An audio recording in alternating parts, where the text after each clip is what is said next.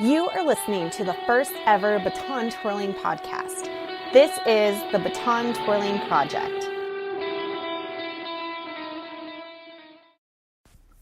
Today we have a special guest. You heard from her daughter last week. That's right. We talked with Jaycee's mom about motivation, what life looks like for their family, and we get a unique look behind the athlete and her support system. We hope you enjoy today's episode.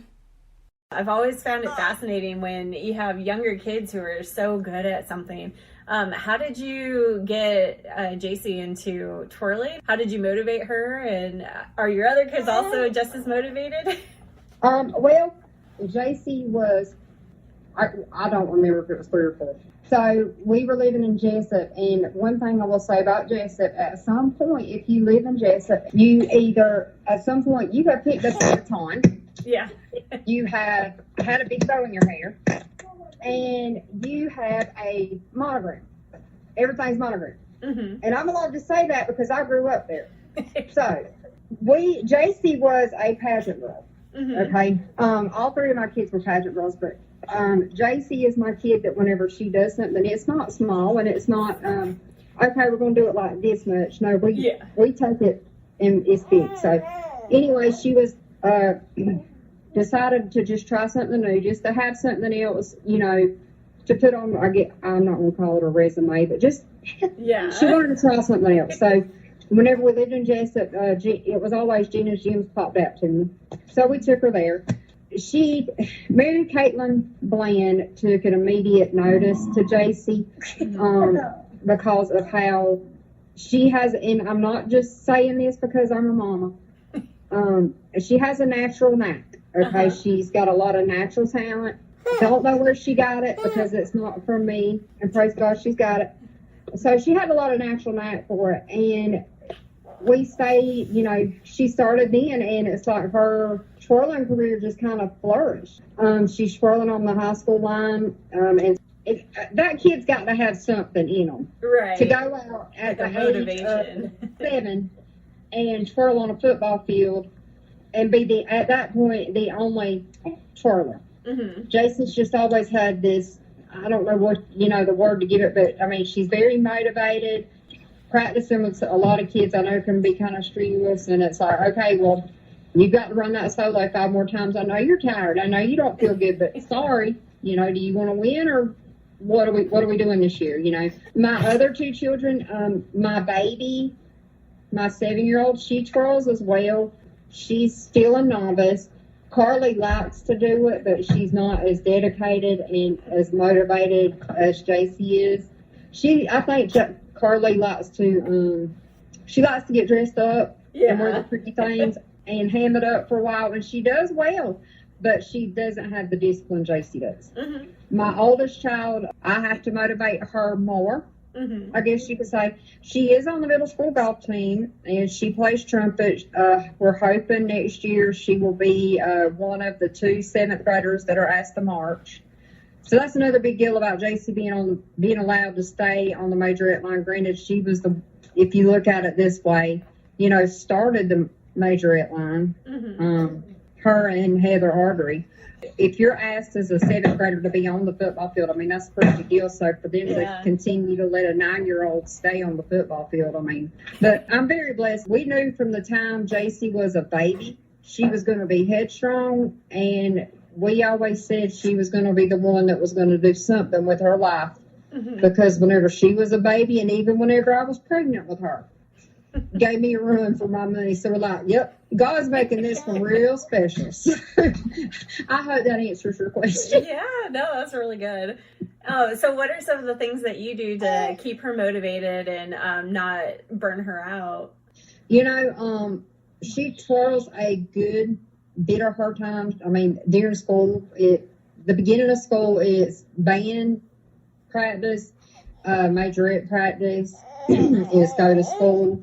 And then hopefully we're lucky enough that our majorette coach, she loves the fact that Jaycee's a competitive twirler, and she loves the fact that she does that. So her and our band director, I can never say enough about, because they work with us as far as her stuff goes. But I'm a very big believer in letting her still be a kid. Yeah. That's the reason why if she has worked really hard, say she's worked really hard during the week, and on a Saturday morning she's busted her butt. Saturday afternoon, I'm gonna be like, okay, go play, go do your nandies, go do whatever you want to do. I let her be a kid. Yeah. I feel like that helps keep her motivated. Awesome. I don't really have to motivate you too much to. I'm too motivated. I mean, she's motivated on her own, but I'm just very blessed that. I mean, she has such a great work ethic. That's really about it as far as that is. But I just, like I said, I let her be a kid. Yeah. I think that's so important. That's awesome. How did you know Baton twirling was the sport she wanted, or that she was going to do? Well, she took a year off between, I shouldn't even say a year. It was like, she took off February to, I want to say that camp was in June or July, somewhere in there. She actually played rec softball. Oh, cool. And she actually done really well with that, but she said that was fun and all, but that's not for me. Mm-hmm. And that's what it is for every, any and everything that she's tried. And she's a well-rounded kid. She could pick up a softball bat and play ball. She could pick up a tennis racket and play tennis. She could pick up a golf club and play golf. But, I mean, twirling's her sport, and she loves twirling. Oh, that's great. I will say this about her, Baton twirling and us being from a very, very small town. If you look up the statistics in Alma, I mean, we're a small town, but we're a small town with a big heart. Yeah. But from the time that this town learned that child could twirl, it's the amount of love and support and just everything that they have for that child is amazing. There is always a phone call if there's an event going on, and this sounds so conceited. If there's an event going on and it's outdoors or it's somewhere she can twirl, I'll get a phone call. Hey, if y'all don't have anything going on, do you think you could bring her to come twirl? I'm like, always, Jaycee, bless your heart, and she's twirled sick at events before. She's been to practices sick. I mean, so she's not going to say no. She twirls at the festivals. She always twirls at that stuff. But, I mean, it's just the massive amount of love that this town has had for her. We love it, and I wouldn't take anything for it. It gets expensive, and Christy and Lainey, I adore those people. I mean, I adore them. We have been blessed. They are wonderful people. They're wonderful with her. I feel like that Lainey Puhala is the best twirler in the world. I love her. She is amazing. And Christy is they are the sweetest people. I mean, would do anything in the world for you. Aww. So that's been a great transition. Like I said, it gets expensive. We're not going to discuss what I've shelling out for costumes this year. We ain't going to discuss it. Painfully. We are not. See, you just need to learn how to sew and then where to buy rhinestones in bulk. And I can't do it. I tried to stone something and I made it like through 2 rows. I said, no, this ain't going to work. So anyway, she says, this is what she says, that her plan is still she wants to be the feature twirler for UGA. If she doesn't make it there, her next pick, LSU, I say she's not moving out there. My husband says if they're paying for her college, you're going to hush. And then she says she wants to come back down and, open her own twirling studio because we do not have that stuff here. Jaycee could probably offer to give kids twirling lessons. But yes, I tell you, life with the Baton twirlers, it's never boring. And I will never ever be rich as long as she does this. But that's okay. That's okay. So, and to be honest, and this is sad to say, but I'm almost glad that all 3 of mine don't twirl. Yeah. And because, good Lord, I had to buy costumes for her and Carly for this season. But like I said, there's Carly's novice, and like I said, she's still trying to, I think, find her footing in this world. Mm-hmm.